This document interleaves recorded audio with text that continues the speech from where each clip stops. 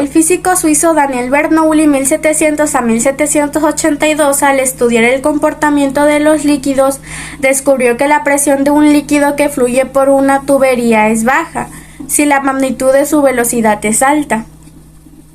Y por lo contrario, es alta si la magnitud de su velocidad es baja. La ley de conservación de la energía se cumple cuando los líquidos están en movimiento. Con base en sus estudios, Bernoulli enunció el siguiente teorema, que lleva su nombre. En un líquido ideal, cuyo flujo es estacionario, la suma de las energías cinética, potencial y de presión que tienen el líquido en un punto es igual a la suma de energías en otro punto cualquiera. La energía cinética se calcula energía cinética igual al producto de la masa por la velocidad al cuadrado y dividido por 2.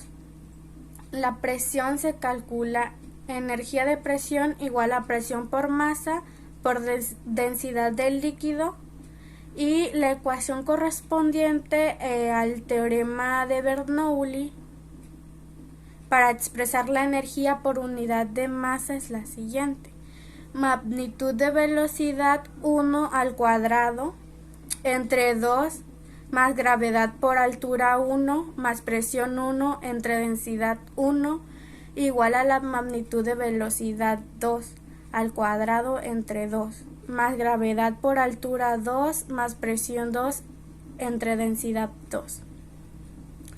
Bueno, un ejemplo del teorema de Bernoulli sería que el siguiente: la energía de presión es igual al trabajo realizado para que las moléculas del líquido se desplacen del punto 1 al punto 2 en una distancia L originada por la fuerza que se genera una molécula y otra. En dinámica de fluidos, el principio de Bernoulli, también denominado ecuación de Bernoulli, describe el comportamiento de un fluido moviéndose a lo largo de una línea de corriente. Fue expuesto por Daniel Bernoulli en su obra Hidrodinámica en 1738 y expresa que en un fluido ideal, o sea sin viscosidad ni rozamiento, en régimen de circulación por un conducto cerrado, la energía que posee el fluido permanece constante a lo largo de su recorrido. Aunque Bernoulli dedujo que la presión disminuye cuando aumenta la velocidad del flujo, fue Leonhard Euler quien derivó la ecuación de Bernoulli en su forma habitual en 1752. El principio solo es aplicada a los flujos isentrópicos, es decir, cuando los efectos de los procesos irreversibles, como la turbulencia, y los procesos no adiabáticos, como la radiación de calor, son pequeños y pueden despreciarse. Algunos ejemplos de sus aplicaciones son la aviación, vehículos de alta velocidad, chimenea, tubería, dispositivos de Venturi y sistema de Pitot, entre otros. Un ejemplo de este puede ser el de aviación, como mencioné anteriormente, pues si el aire que fluye justo por encima de la superficie superior de un ala de un avión se mueve más rápido que el aire que fluye justo por debajo de la superficie inferior, entonces el principio de Bernoulli implica que la presión en las superficies del ala será más baja que la inferior. Para este segundo ejemplo, estaré utilizando una hoja de papel, en donde aplicaré un flujo de aire a alta velocidad en la parte superior y esta ascenderá porque la presión en la parte inferior es mayor.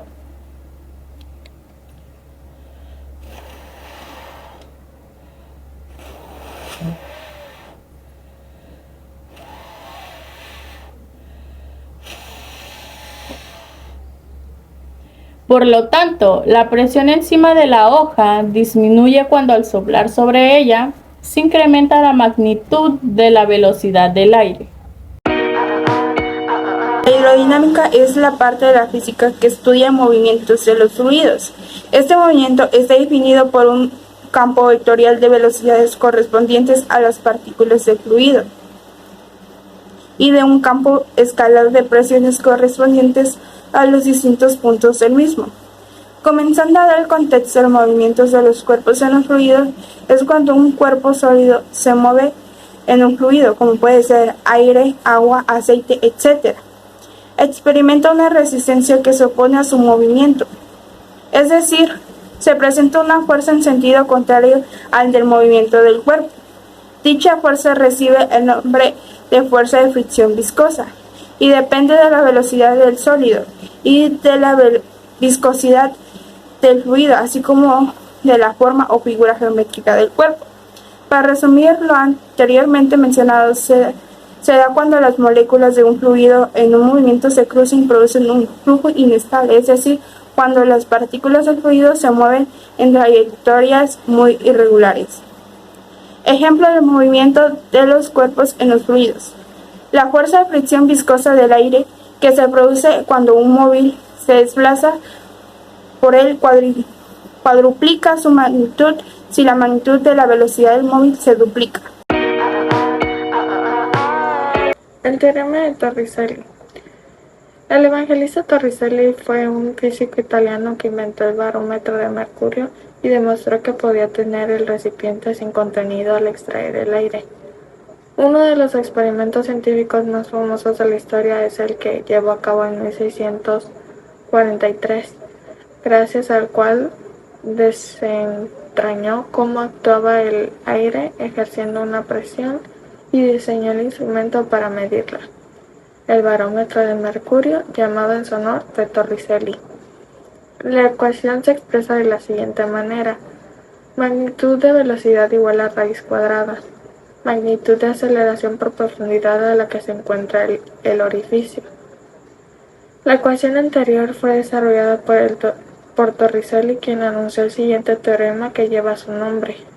La magnitud de velocidad con la que sale un líquido por el orificio de un recipiente es igual a la que adquirirá un cuerpo que se dejará caer libremente desde la superficie del líquido hasta el nivel del orificio.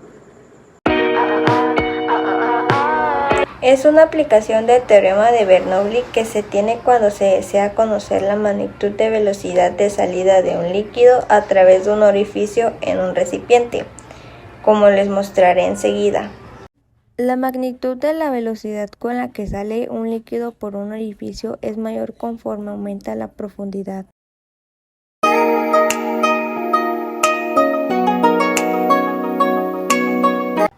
Puesto que deseamos calcular la magnitud de velocidad de la salida en el orificio, la despejamos de la ecuación B igual a 2 por G por H a la raíz cuadrada, donde B es igual a la magnitud de la velocidad del líquido por el orificio en metros sobre segundos, G es igual a la magnitud de la aceleración de la gravedad, que es igual a 9.8 metros sobre segundos al cuadrado, y donde H es igual a la profundidad a la que se encuentra el orificio de salida en metros.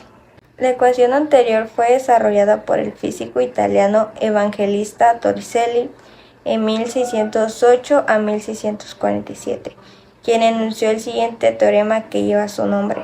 La magnitud de velocidad con la que sale un líquido por el orificio de un recipiente es igual a la que adquiriría un cuerpo que se dejará caer libremente desde la superficie libre del líquido hasta el nivel del orificio. Una de las aplicaciones del teorema de Torricelli sería el tubo de Pitot. Para medir en una forma sencilla la magnitud de la velocidad de la corriente de un río, se usa el llamado tubo de Pitot. La forma del tubo es la de una L. Al introducirlo en la corriente, por la presión de esta, el agua se elevará a cierta altura sobre la superficie. La altura que alcanzará el agua en el tubo de Pitot sobre la superficie aumentará si es mayor la magnitud de la velocidad. A diferencia del tubo de Pitot, en el tubo de Venturi se emplea para medir la velocidad de un líquido que circula a presión dentro de una tubería. Su funcionamiento se basa también en el teorema de Bernoulli. Dicho tubo tiene un estrechamiento como se aprecia en la siguiente figura. Cuando el líquido pasa por esta sección aumenta la magnitud de su velocidad, pero disminuye su presión. Al intercalar un tubo de Venturi en una tubería, La magnitud de la velocidad del líquido, que determina por la disminución de la presión en el punto B, ocasiona por el aumento de la magnitud de la velocidad al reducirse el área en el estrechamiento.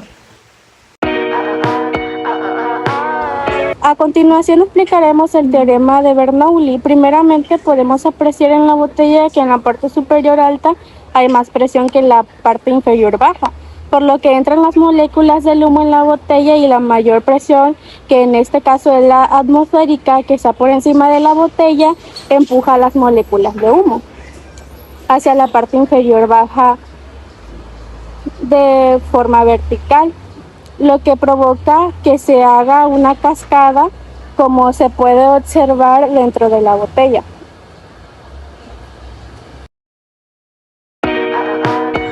A continuación les presentaremos el experimento de Torricelli sobre la presión atmosférica de un recipiente lleno de agua. Esta botella la voltearemos para que vean que el agua no se pinta todo de color verde, pistache. Como verán, el recipiente es lo suficientemente grande y la boquilla es grande. Si la boquilla fuera más pequeña, el agua seguiría estando adentro porque la presión la está empujando por abajo. Eso significa que la presión atmosférica impide que se salga. Si realmente no hubiera una presión atmosférica, eso es lo que pasaría.